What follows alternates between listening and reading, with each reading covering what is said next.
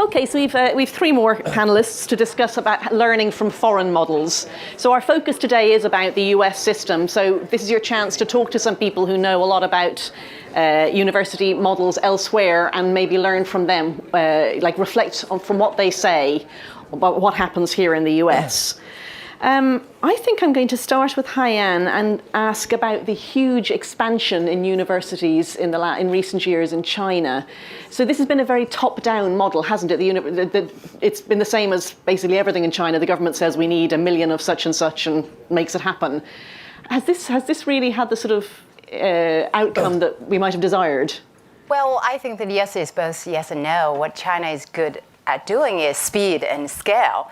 And if you look at from 1977, when Deng Xiaoping started to reopen the colleges, reopen the national exams, from then to now, literally 100 million, literally the 12th largest country. That many undergraduate students have gone through the universities, of course, including some of the short cycle graduates, and some 7 million postgraduate students have been trained. In terms of that quantitative massive growth, it is very impressive. And I would say that without the massive growth in education, there would not be China today. China would still be a submerged third world country. And what is really fascinating, amazing, is that Deng Xiaoping actually started the college re-education, a college reopening before he started the economic reform.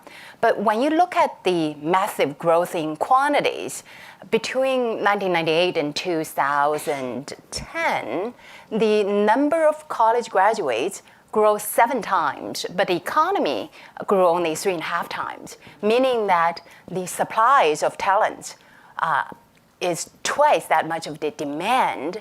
And on the one hand, it really kept the talent pool cost competitive. Right. And I think that not only in the higher literacy, putting the skilled laborers into the assembly lines, but you have this massive supply, and that kept the cost low. But it does come at the price of qualities, because you can stir fry out undergraduates, but you cannot fast cook professors, because 1983, do you know how many PhDs that China graduated? A total of 18 PhDs in 1983. And I was taught by a classmate, another classmate, old high school classmate, who just graduated from university, and he became my professor back then. But of course, since 2008, China has graduated more PhDs. So going forward, in terms of enhancing China's education's qualities, innovative capabilities, independent thinking, risk-taking, I think that China is only at the beginning stage. So far, China has been very good at following the world-class universities. To become a pioneer, it's still going to be, I think, 2 decades away. I recently read a news which caught fire in China's social media. That is that Tsinghua University somehow in the engineering field ranked by U.S. News as number 1 above MIT, and then everybody was circulating that news.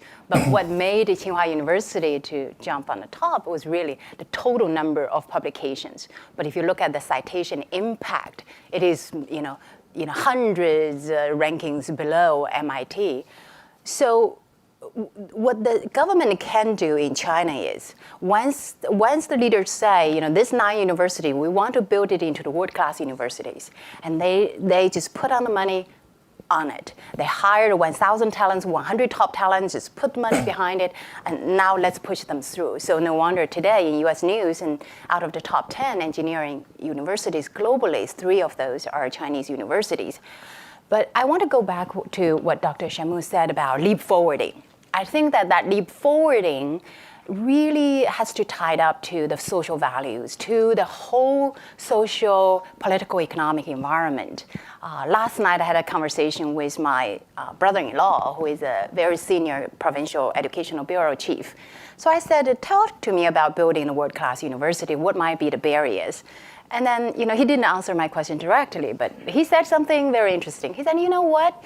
We are and I said, what about depoliticization of university? He said, well, we are responsible not just for learning, but we are also responsible for building the ideology, for shaping up the ideology of the students.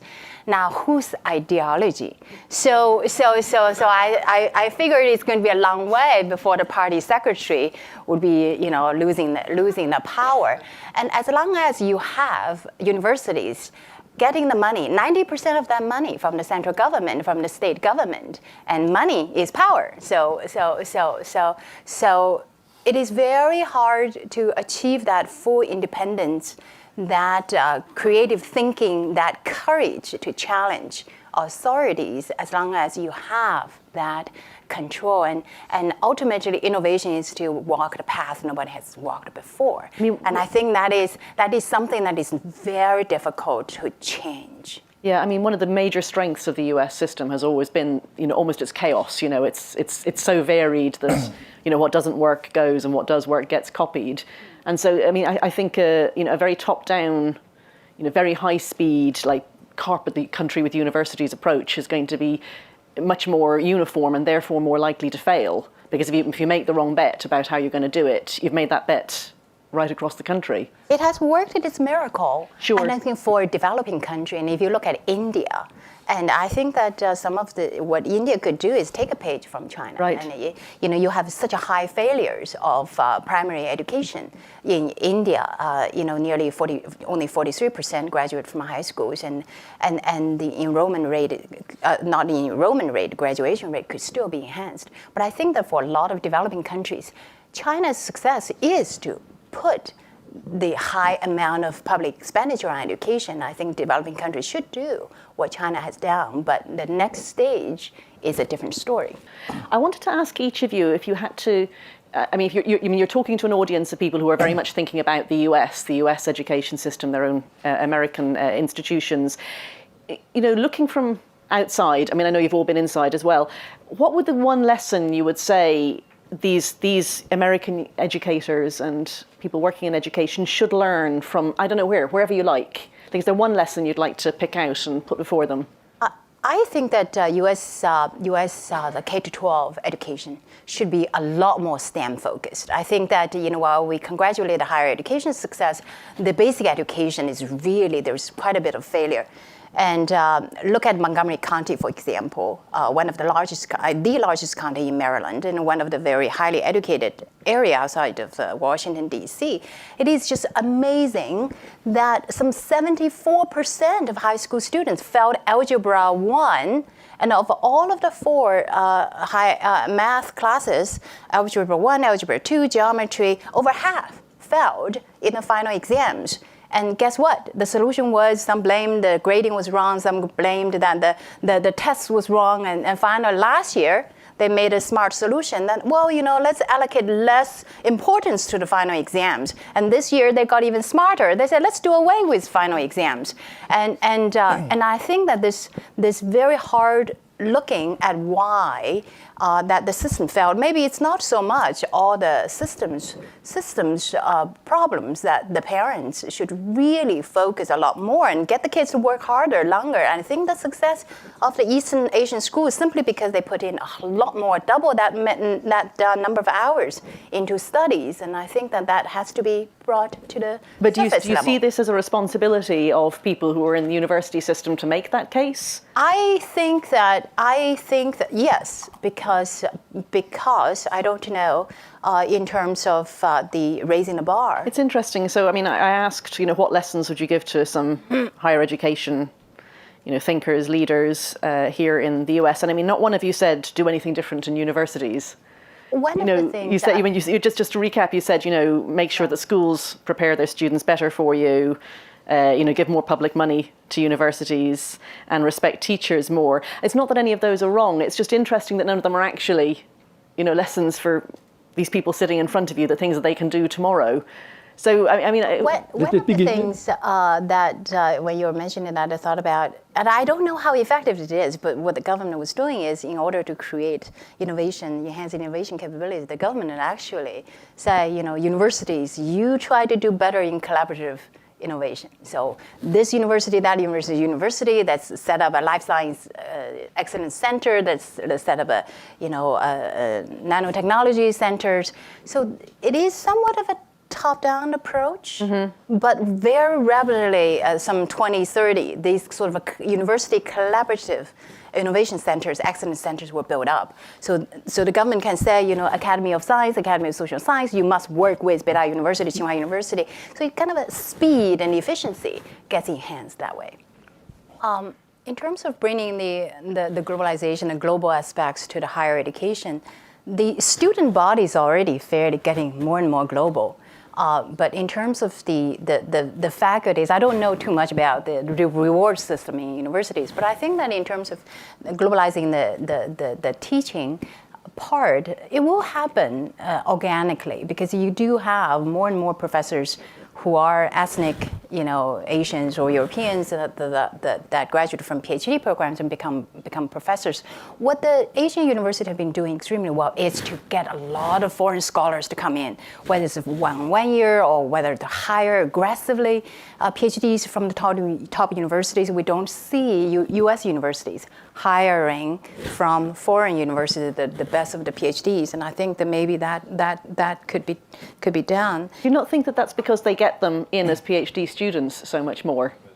Well, actually, I think that it's just a matter of awareness, a matter of desire to go look outside of the PhD programs here and to see whether we can bring in any of the best scholars. And then you look at Tsinghua and Beida, when they try to hire professors, they look beyond China. They look at MIT's, Harvard, and everywhere to see where the best talents are, and we give them the equivalent salaries and bring them in.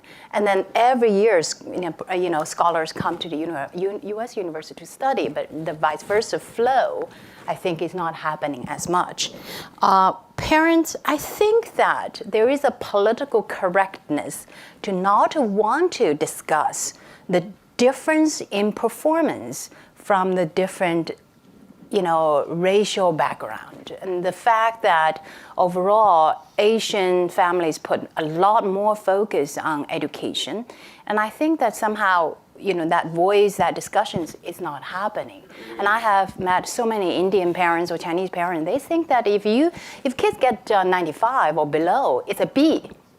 And it's not acceptable. 95 or below is a B, and so that kind of if you don't work 10 hours, it's not good enough. So I think that that conversation is not happening enough. I think that from a system standpoint, China could use more competition. China could use more private universities, could allow foreign universities to set up campuses into China to challenge the state-owned universities. The collaboration happens by the professors. Professors go to all international academies conferences. They want to write papers. They want to do research on their own. I think that happens organically. You mentioned about U.S. institutions setting up abroad. There are a lot of non-degree programs that Western universities set up in China. One of the first fully independent legal identity that was set up in 2012 in Shanghai is the Shanghai New York University. But 2013, only 300 students were recruited. So it is very much at the early stage of setting up that joint universities. But still, even in Shanghai New York University, there got to be a party secretary sitting on the top. I presume part of the point for institutions, should be, if they're doing it properly, that the flow goes both ways. I presume it's meant to be a selling point back in the US that, this is a globalized market, you're going to get a chance to go abroad for part of your studies and so on. Okay, well, I've just hit the point at which this thing is saying 000 at me. I have some notes here that include saying this is your first networking break. Please remember to submit your questions by app. For me, the note is find out how I can read those questions. So I'll see you back here in 30 minutes. Thank you all very much, and thank you to our panelists.